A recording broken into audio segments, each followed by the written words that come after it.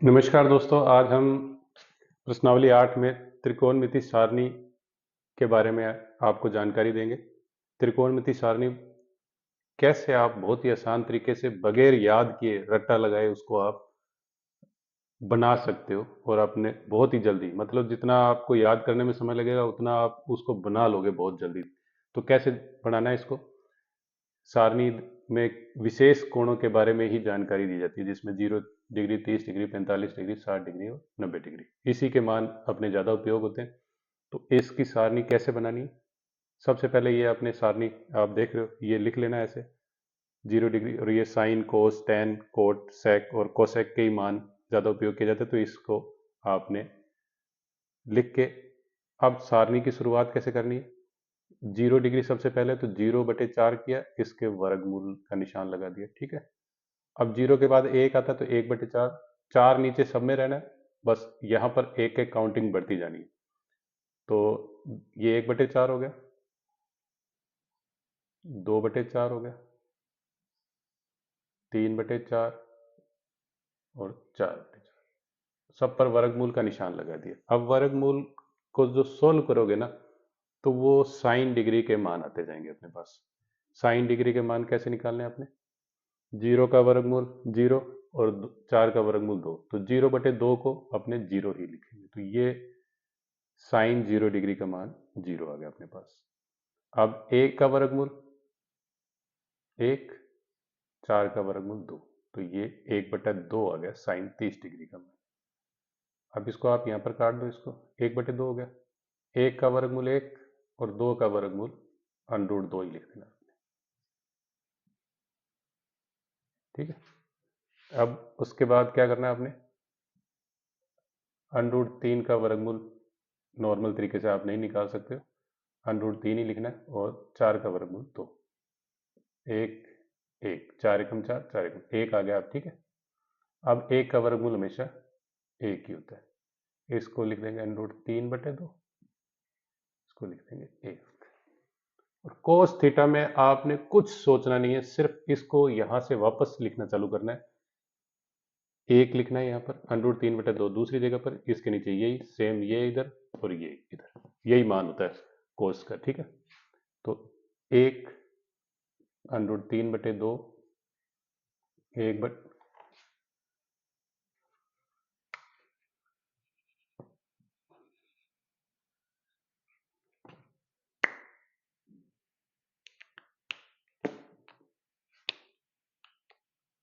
ये इधर से लिखना चालू करना है। 1 √3/2, 1/√2 और 1/2 और ये 0। अब टेन टेन 0 डिग्री, 30 डिग्री, इनके मान कैसे निकालने हैं आपने? टेन के बारे में आपको पता है कि टेन थीटा बराबर होता है साइन थीटा बटे कोस थीटा, ठीक है। टेन थीटा बराबर होता है, इतना छोटा सा आपको पता होना चाहिए, साइन थीटा बटे कोस थीटा। अब समझ लो कि इनको बटे में ही कर देना आपने सीधा, ये बटे में है दोनों संख्याएं, ठीक है। इसके बीच में डिवाइड का निशान है, बस इतना ध्यान रखना आपने। 0/1 0, और ये बटे में यदि निशान है तो ये 2 से 2 कट जाएगा, तो 1/√3, √2 से √2 कटेगा, सारा 1 आ जाएगा, तो यहाँ पर 1 ही होगा। अब ये 2 से 2 कटेगा तो ऊपर √3 है, √3 ही रह जाएगा। अब 1/0 को आप इस रूप में लिख सकते हैं, अनंत, मतलब भाग लगातार जाता ही जाएगा, इसका कोई अंत नहीं हो, वो अनंत है, ठीक है। अब कोट थीटा बराबर निकालना है। कोट थीटा बराबर निकालना, कुछ नहीं सोचना आपने, वापस यहाँ से निकलना, लिखना चालू करना है। अनंत इधर आ जाएगा, फिर √3 इधर हो गया, फिर 1, फिर 1/√3, फिर 0।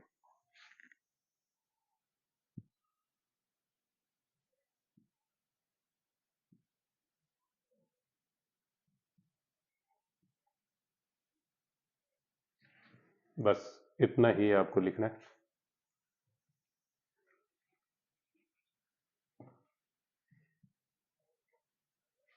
उसके बाद सेक थीटा का जो मान होता है वो होता है 1/कोस थीटा, ठीक है। 1/cos थीटा का मतलब हो गया कि इसको आपने 1 के बटे में मान लो आप सब चीज़ों को, ठीक है। बटे में होगा तो ये ऊपर जाके संख्या गुणा में होती है ना, वो पलट जाती है संख्या। अब जैसे ये 2√3/2 है तो ये 2/√3 हो जाएगा, बस इतना ही चेंज होगा। अब ये 1 के हमेशा बटे में 1 होता है तो 1/1 को 1/1 ही लिखेंगे तो ये तो सेम आएगा, 1, और ये 2/√3, और ये √2। √2/1 होगा तो √2 ही लिखा जाता है, 2/1 मतलब 2। अब ये इसके बटे में 1 होगा तो 0/1 को 1/0 हो जाएगा तो ये हो जाएगा अनंत, मतलब जिसकी गिनती ना की जा सके। अब कोसेक थीटा में कुछ नहीं सोचना आपने, यहां से दोबारा लिखना चालू कर देना सेक थीटा के मान। ये आपको क्रम ध्यान होना चाहिए, क्रम से लिखोगे ना तभी आप इसको रिवर्स कर पाओगे, नहीं तो ये आप गलत कर लोगे। साइन के बाद कोस आना चाहिए, कोस के बाद टेन, फिर कोट, फिर सेक, फिर कोसेक। ये आपको क्रम याद होना चाहिए, तभी आप इसको वापस से लिखना चालू करोगे, नहीं तो आप गलत कर सकते हो इस चीज को। फिर अनंत, फिर 2, फिर √2, फिर 2/√3, और ये हो गया 1। यदि आपको ये सारणी समझ में आई हो तो प्लीज़ लाइक का बटन दबा दें। यदि आप मेरे चैनल पर नए हैं तो चैनल को सब्सक्राइब करना ना भूलें। जय हिंद।